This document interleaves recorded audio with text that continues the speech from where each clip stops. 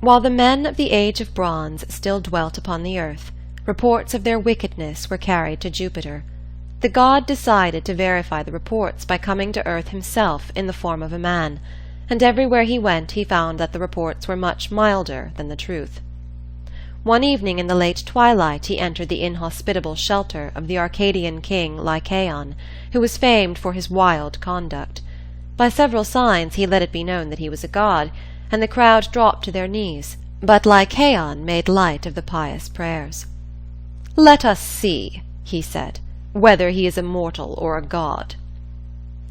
Thereupon he decided to destroy the guest that night while he lay in slumber, not expecting death.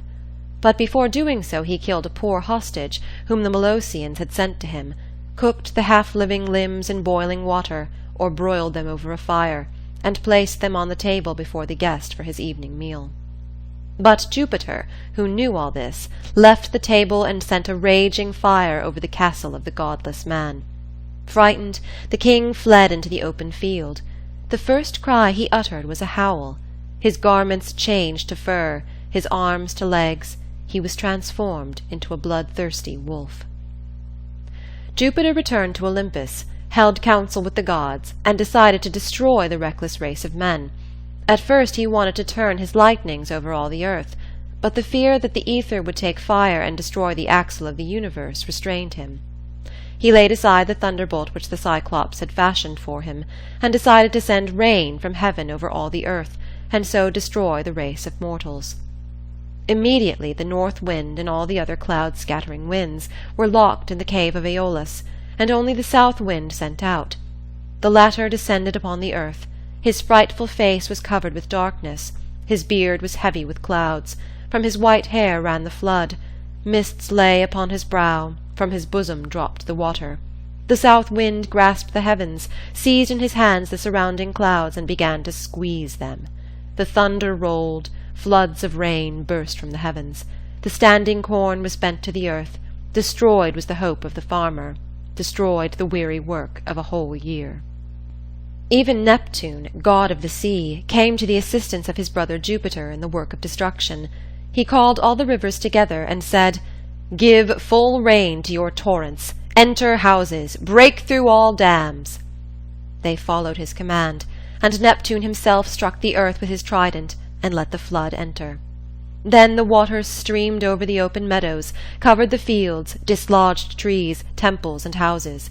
Wherever a palace stood, its gables were soon covered with water, and the highest turrets were hidden in the torrent. Sea and earth were no longer divided. All was flood, an unbroken stretch of water. Men tried to save themselves as best they could. Some climbed the high mountains, others entered boats and rowed, now over the roofs of the fallen houses, now over the hills of their ruined vineyards. Fish swam among the branches of the highest trees. The wild boar was caught in the flood. People were swept away by the water, and those whom the flood spared died of hunger on the barren mountains. One high mountain in the country of Phocis still raised 2 peaks above the surrounding waters. It was the great Mount Parnassus.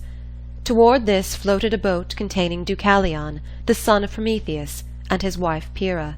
No man, no woman, had ever been found who surpassed these in righteousness and piety. When, therefore, Jupiter, looking down from heaven upon the earth, saw that only a single pair of mortals remained of the many thousand times 1,000, both blameless, both devoted servants of the gods, he sent forth the north wind, recalled the clouds, and once again separated the earth from the heavens, and the heavens from the earth. Even Neptune, lord of the sea, laid down his trident and calmed the flood. The ocean resumed its banks, the rivers returned to their beds. Forests stretched their slime-covered tree-tops out of the deep. Hills followed. Finally stretches of level land appeared, and the earth was as before. Deucalion looked around him. The country was laid waste. It was wrapped in the silence of the grave. Tears rolled down his cheeks, and he said to his wife Pyrrha, "Beloved, solitary companion of my life, as far as I can see through all the surrounding country, I can discover no living creature. We too must people the earth. All the rest have been drowned by the flood. But even we are not yet certain of our lives.